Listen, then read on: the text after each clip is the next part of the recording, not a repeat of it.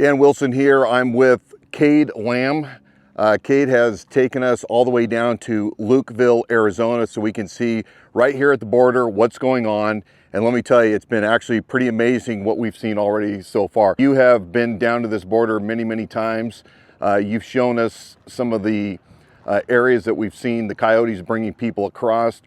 We've seen contractors out here trying to repair fencing where they have cut this extremely thick concrete filled wall, and it's unbelievable. Border Patrol just stopped us a few minutes ago and said, hey, you know, you're not really supposed to be here, but there was a shootout here with the Mexican cartels shooting over into the US side. Right, as you said, there was a shootout a few days ago, and you know, other reported shootings and stuff like that. Yeah. And that's really slowing down momentum here. But as we'll probably see later, there's, you know, a lot of border wall that covers the state of Arizona, and there's no lack of activity. Yeah. I mean, they're pumping people through 24/7, 365. And Border Patrol that we just contacted a short while ago, pretty demoralized, talking about having to fight with both hands tied behind their back. The country that doesn't care, Republican, Democrat, nobody seems to care to actually fix the issue, which is immigration reform. Yeah, well, you know, these Border Patrol guys, they're true believers. They're patriots, they're Americans, and they're out here doing the best they can. Unfortunately, due to the politics and the bureaucracy here in the Tucson sector, just within Border Patrol in general, and with this Biden administration, you're right, they do have to they have to fight with their hands tied behind their back, and they just don't have the manpower to be out here doing the job that they signed up to do. Instead, they're in the offices processing migrants, giving and allowing, not by their choice, but by their organization, they have to allow thousands upon thousands of unknown people, military-age males, false asylum seekers into this country. Now, as we have traversed up and down this border wall, we have seen hordes of discarded articles of clothing. One of the most heartbreaking things that we saw just a little short while ago was a backpack, a little kid's backpack with discarded, children's clothing. The reality is this is not just people that are crossing the border, but they're bringing children along with them. And what is happening to those children? Majority of the time, those children are being brought into some sort of sex trade. Yeah. You know, the human trafficking aspect of this is truly the most heartbreaking thing happening here on the border. And there's no one who's innocent. There's no one who who's not being affected by it. The women, the children, even a lot of the men who are coming across, they have to do that on the cartel's accord. And usually that means sex trafficking, human trafficking, getting raped multiple times along the way on their journey. Even when they get to their destination, there usually isn't a happy ending. Yeah. And you know, as we look at all this terrain, this is very, very rugged, remote country. We are, 2.5 hours south of Phoenix? About that, yeah. And when I look at nothing but sagebrush and cactus, this is very, very difficult terrain for anybody that even is in good, decent shape with lots of supplies to be able to actually traverse through. You know, I'm an Eagle Scout. I got my Eagle Scout out here in Arizona, and having hiked all these mountains and all these trails all over the state, I can tell you that it is not for the faint of heart. And if you don't have the physical ability or the intestinal fortitude to overcome what's out here, it's going to eat you up. Yeah. Now, Cade, when we started out this morning, the sun was not up. And we observed on our travel down here at least 5, 6 white buses, no markings, coming from nowhere. Why would white buses be coming from this middle of nowhere, from this border, heading towards Phoenix early in the morning? Well, a lot of these buses are coming from checkpoints for these NGOs, these non-governmental organizations who are providing through government funding. So the government, the Biden administration, is giving non-government organizations grants and a lot of money to give these migrants plane tickets and Visa cards up to $5,000. Yeah. As well as food, water, whatever. And don't get me wrong, there is definitely a humanitarian element to this crisis. But at the same time, the last thing that the taxpayer needs to be paying for is false asylum seekers and military-age males with nefarious intent, giving them $5,000 in Visa cards and plane tickets to wherever they want to go. Yeah. Especially when Americans are hurting so bad in this economy. Absolutely. Well, we're going to continue our journey. We're going to go to another hot spot right now where we've heard that there are rumors of makeshift camps being erected for crossers. Yeah, that's right. So Sassabee, Arizona, another town right there on the border, and it's out in the middle of nowhere, just like this. There's nothing on the U.S. side or the Mike side for hundreds of miles. Yeah. And yeah, that's where they're going through. But people need to understand exactly what we're dealing with. And as the Border Patrol agents were just telling us, there was a military grade assault that took place across this fence into the U.S. Belt-fed machine guns on the back of Tacoma pickup trucks or Nissan pickup trucks. Folks, this is real. What we're facing right here in this invasion in the United States is very real. And if you have not experienced any of the impact of this right now in the area that you live, give it time. It will happen. You will be feeling the impact. And I look forward to seeing what else we can find down the road. Absolutely. Thank you, brother. So we are about an hour and a half southeast of Phoenix. So we can already see a lot of signs of things that are going on from our drive all the way through. How are they coming up through this way? Mostly through the NGOs on the buses? Yeah, a lot of them through NGOs, but a lot of them just through just hoofing it. On the Pinal County side is where you'll see caravans of people just walking through, and it's, a lot of it is, as you see on the news and as we'll see down here in Lukeville and Sassabee when we come back, but a lot of it is military-age males, false asylum seekers, nefarious characters. Sure. The cartel, what they like to do is subcontract out all their stuff. So they don't actually, it's not their forces doing anything. It's just they're paying other people to do it. One of the big things that we've been finding is on Snapchat and social media, particularly Snapchat, it's like, hey, add this guy under your Snap, and then you'll see like, hey, if you want to make X amount of money, whatever, all you need is a car and a license.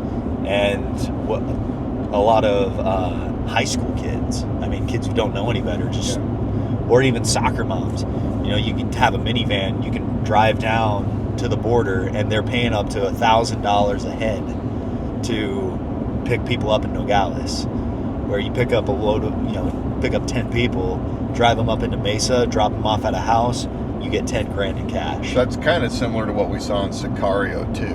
Yes, exactly.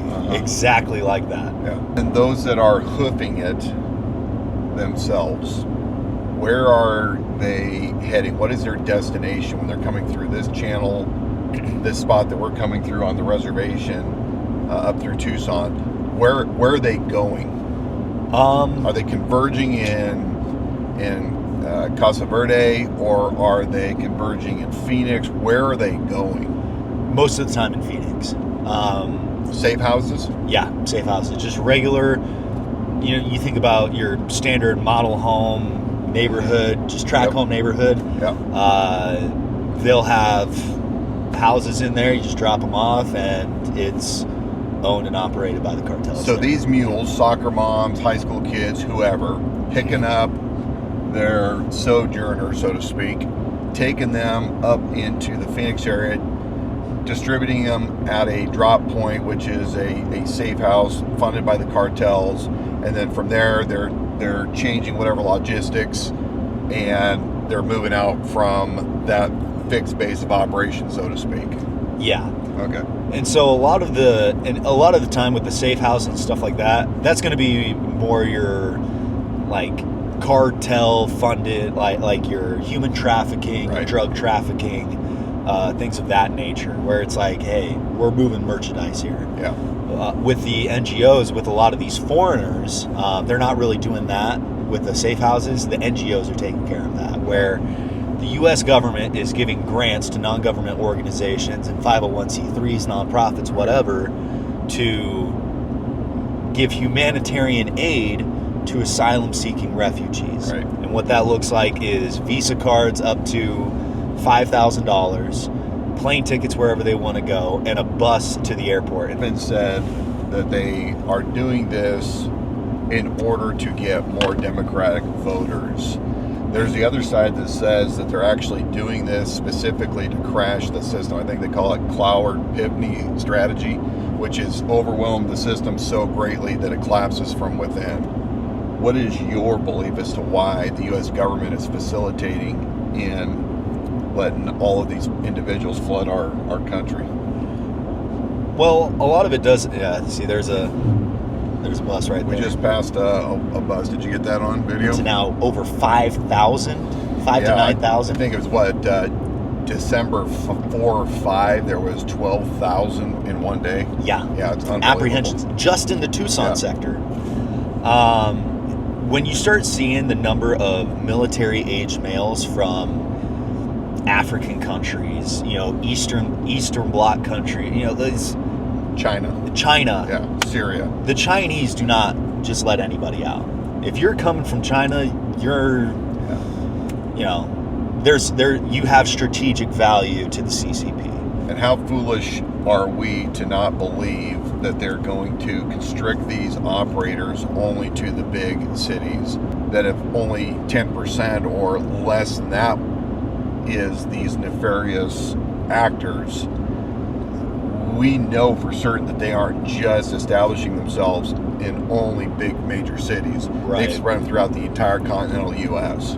They're very strategic. In 2019, I believe, Fort Bragg actually had a huge bust at a fried chicken stand in a gas station outside of Fort Bragg, next to Camp McCall. And Camp McCall is where they do all the Special Forces training for Special Forces, PSYOP, Civil Affairs. All of that training happens at Camp McCall. They found a gas station chicken shop that had a Chinese intelligence network being run out of the back of it. Yeah. And that was 2019. That was almost 5 years ago.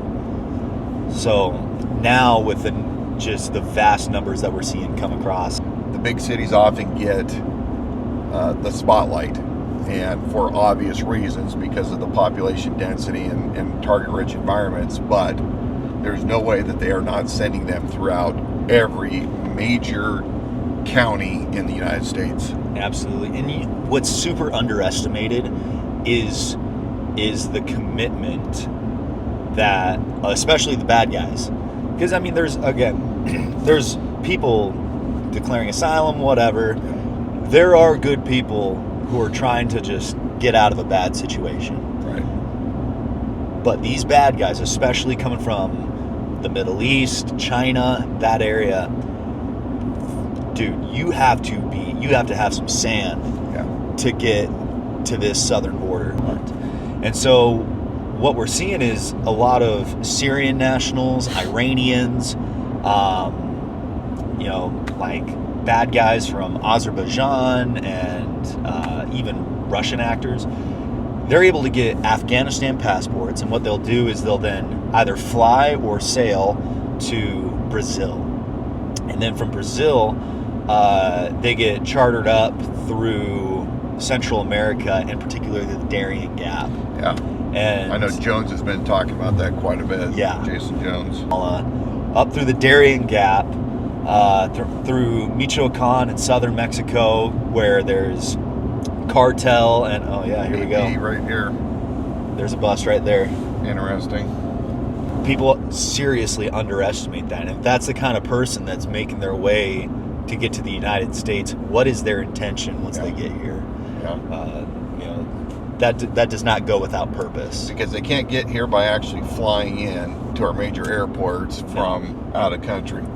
Especially areas like Syria or Iran or places like that where we're not exactly making friends. In fact, it would actually be easier to just say, okay, fine, we'll let you in, come through our major airports, we'll at least put eyes on you, know that you're here and try to track you, versus coming straight through the border where we just open it up and say, here you go. Right.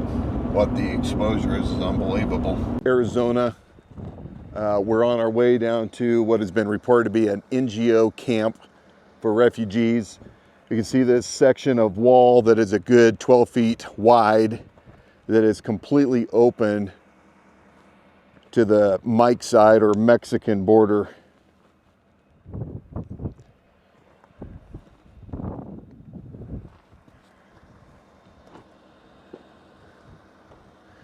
Pretty rugged terrain. Cutting holes in the fence all the time. Yeah. They were talking about that. Lukeville. Repairs down Yeah. in Lukeville, and even here they're talking about it. They run rebar through these, so you can see that they encase it to give it a little more rigidity. So that's a pretty tough cut. Yeah, that's a cut with a grinder type thing. Huh. I'm half in and half out. Looks like a RAV4 or 4Runner. Yeah. So it's obviously not BP or construction. It's either NGO or cartel. I don't know. A bunch of old people. Yep. Los Samaritanos. That is one of the NGOs that's. Yep. They're probably trying to grab your plate. But that's one of the not textbook, but one of the classic groups that have been out here that we've seen documented it being out here giving aid to the cartels specifically. What's going on with these cuts in the wall? Just erosion repairs. Just erosion repairs? Okay. Cool. Thanks, Matt. You have a good one.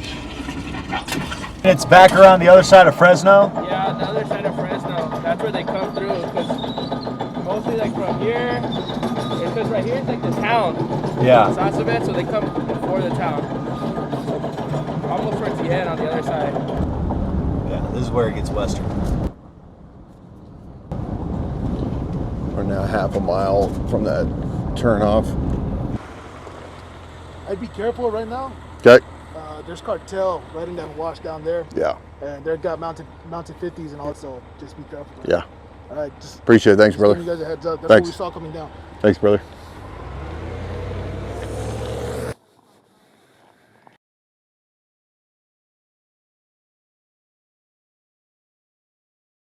Not really in the position. We have Or would we any have a of you press guys? team. We have a press Yeah. team, and we have like media coordinators who I feel like are, able.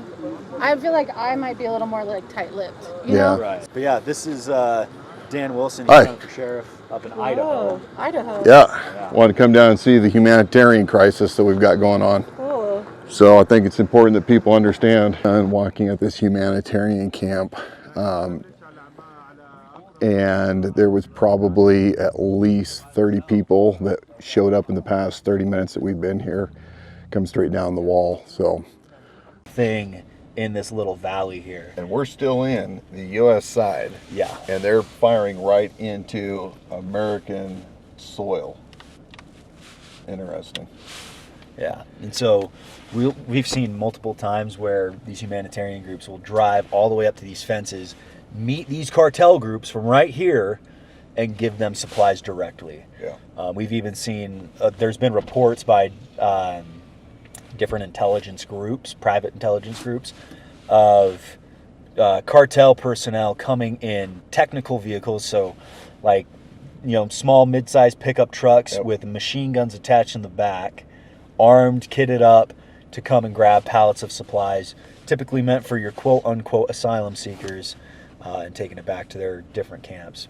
As we have come now approximately almost 15 miles, when we reached that camp, we continued east along the fence, and we had to have seen 200 Probably.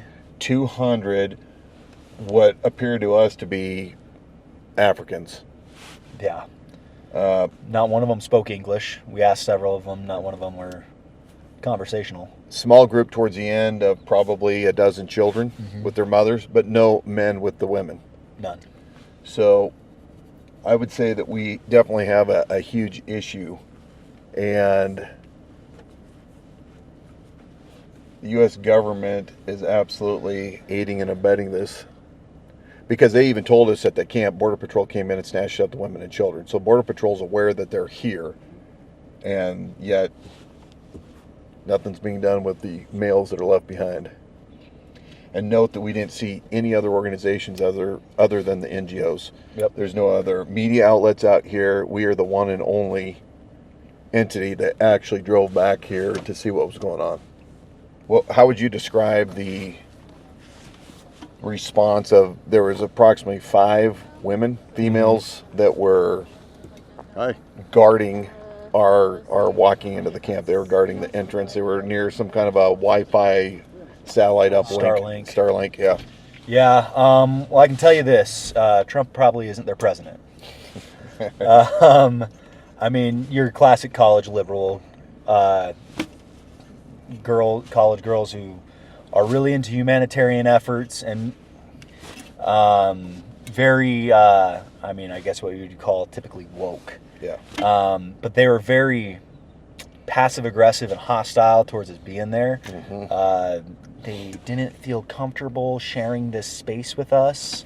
Yeah, because these people are experiencing a very traumatic event in their lives. These border crossers, I dare call them the invaders, and so they needed to have their space. They did not want you talking to them. No, not at all. And I mean, Dan, you've seen, as a man of the law, you have seen what an aggressive male looks like. You've seen what a bad guy looks like. And I'm not saying everyone out here that we've seen today is a bad guy, but you know what that look and feel is like when you see someone who wants to, who does not have good intentions. And I think we saw a lot of that today.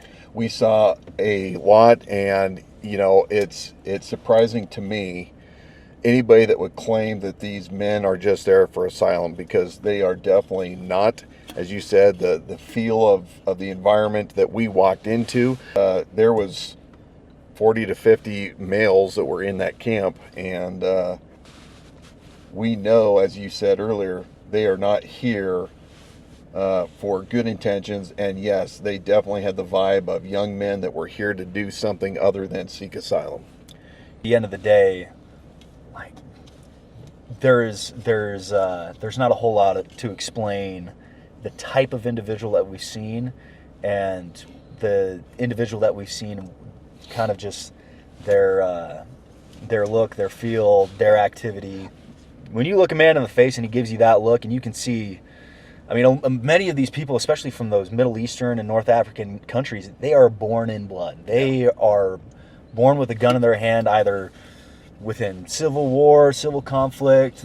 They are not, they know what combat is like. And so, I mean, you see that. You see dudes who are hard men walking up and down these hills into this migrant camp, and it's... You speak English?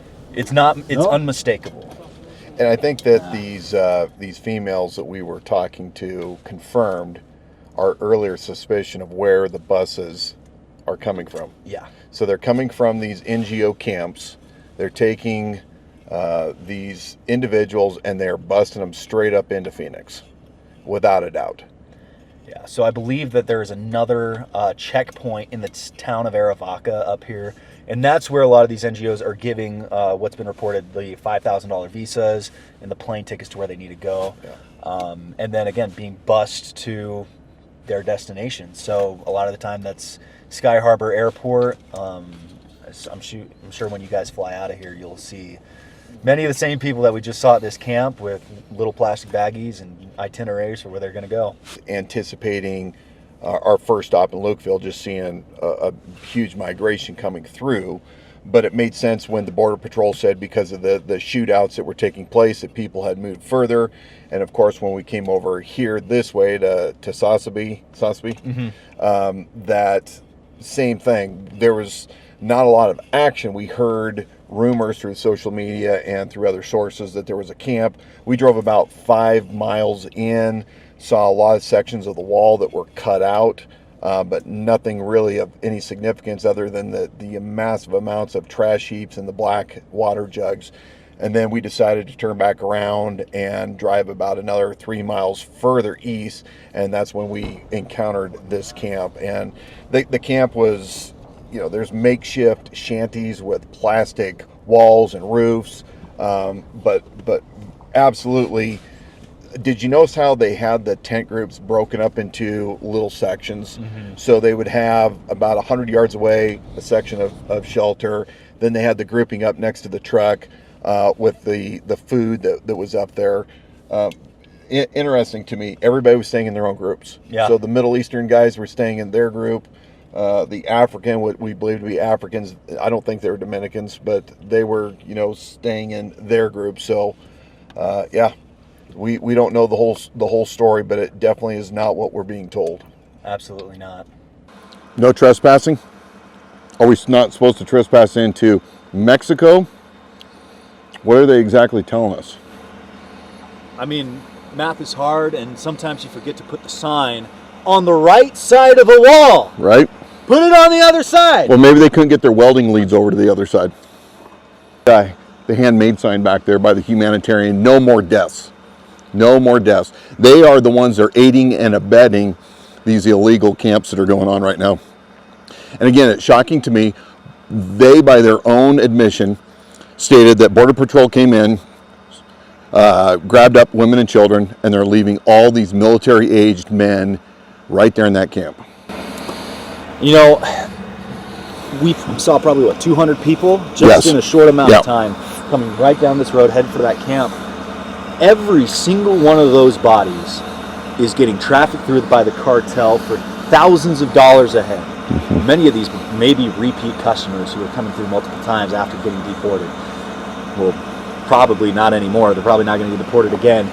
But this is the enterprise that the cartel's making their money on.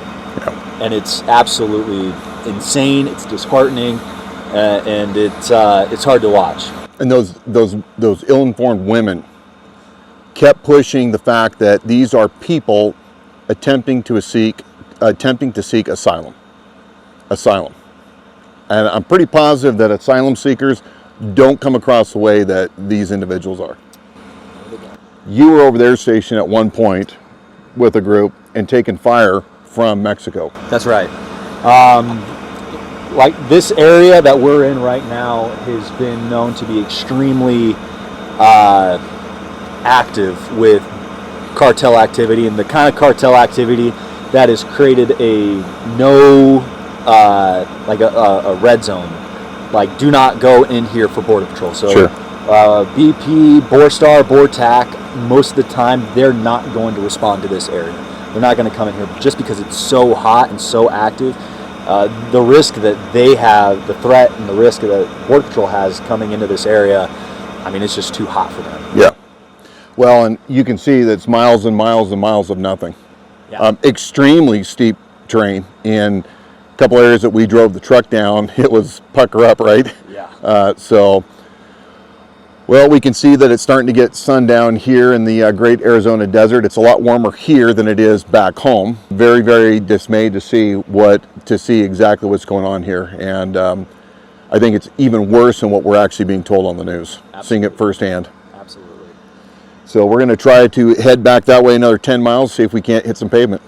Let's do it.